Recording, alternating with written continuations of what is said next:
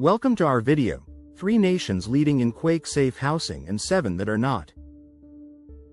In a world where earthquakes pose an ever-present threat, some countries have taken remarkable strides in earthquake-resistant building practices while others continue to struggle with their vulnerabilities.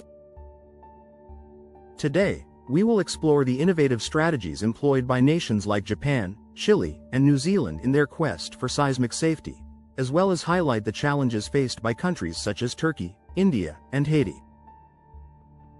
Join us as we delve into these critical topics and discuss why global awareness and action are essential for improving earthquake preparedness worldwide. 1. Japan. A model for earthquake resilience. Japan stands as a shining beacon for earthquake safety, a nation where the shaking of the ground is met with remarkable calm and preparedness. Centuries of seismic disasters have molded the country's approach to building, resulting in some of the world's strictest and most advanced building codes. Japanese architects and engineers have pioneered base isolation technology, allowing buildings to sway gently rather than break when the earth moves.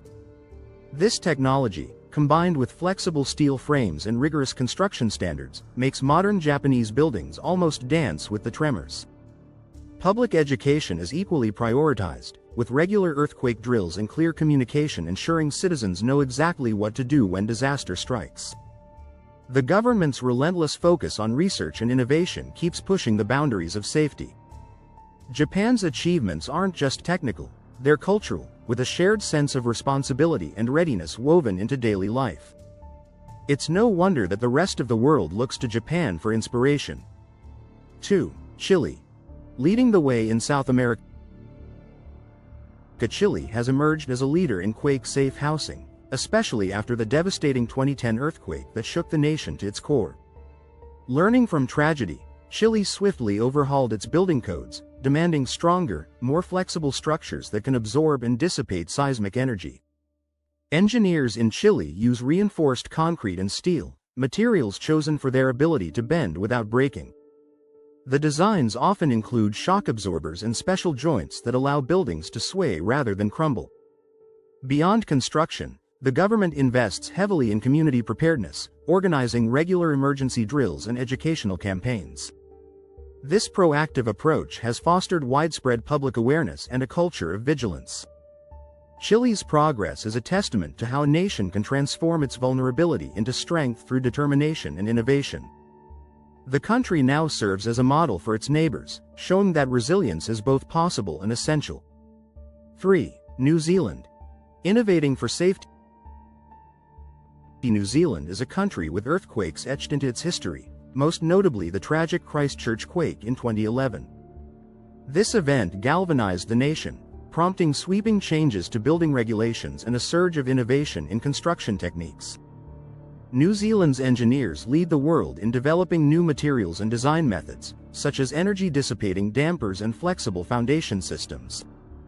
These innovations ensure that buildings not only survive quakes but also remain usable afterward. The government has implemented strict codes for both new buildings and retrofits of older structures, leaving little room for complacency. Public education is robust, with campaigns teaching citizens how to prepare for and respond to earthquakes. Community resilience is taken seriously, with neighborhoods organizing their own response teams and resources. This combination of technical expertise and grassroots involvement makes New Zealand a standout example of earthquake preparedness. 4. The United States. A mixed bag of preparedness. The United States presents a complicated picture when it comes to earthquake safety. In some regions, especially California, building codes are stringent and enforced, with regular retrofitting of older structures and widespread public education. However, this level of preparedness is not consistent nationwide. Many states with seismic risks have far less rigorous regulations, leaving communities exposed. The patchwork of local laws and varying levels of enforcement means that while some Americans sleep soundly, others remain at risk. Older buildings, especially in historic cities, pose a persistent danger, as many have not been upgraded to modern standards. Public awareness also varies, with some areas conducting regular drills and others offering little information. This inconsistency means that the United States, despite its resources and expertise, cannot claim universal safety. The result is a nation where resilience depends heavily on your zip code. 5. Turkey. Struggling with seismic safety. Turkey sits atop a seismic hotspot, yet its approach to earthquake safety has been fraught with challenges. While the country has established building codes designed to protect against earthquakes, enforcement often falls short. Corruption and lack of oversight have led to a proliferation of poorly constructed buildings, many of which are dangerously vulnerable. The 1999 Izmit earthquake was a tragic wake-up call, revealing widespread structural weaknesses and sparking calls for reform. Although some progress has been made, much of the country remains at risk due to slow implementation and insufficient retrofitting of older buildings. Public awareness campaigns exist, but they struggle to reach all segments of society, especially in rural or poorer areas. The result is a persistent sense of insecurity, as many Turks know their homes might not withstand the next big quake. The road to true resilience remains long and uncertain. 6. India. A growing concern. India faces a serious and growing threat from earthquakes, especially in regions along the Himalayan fault lines. Despite the risks, the country's enforcement of building codes is inconsistent at best. Many homes and offices are constructed without proper engineering input, often using substandard materials to cut costs. Even where codes exist, lack of oversight and corruption can undermine safety, putting millions at risk. The government has launched initiatives to improve seismic resilience, but implementation is often slow and uneven. Public awareness is another major challenge. Many communities are unaware of basic safety measures or how to respond during a quake.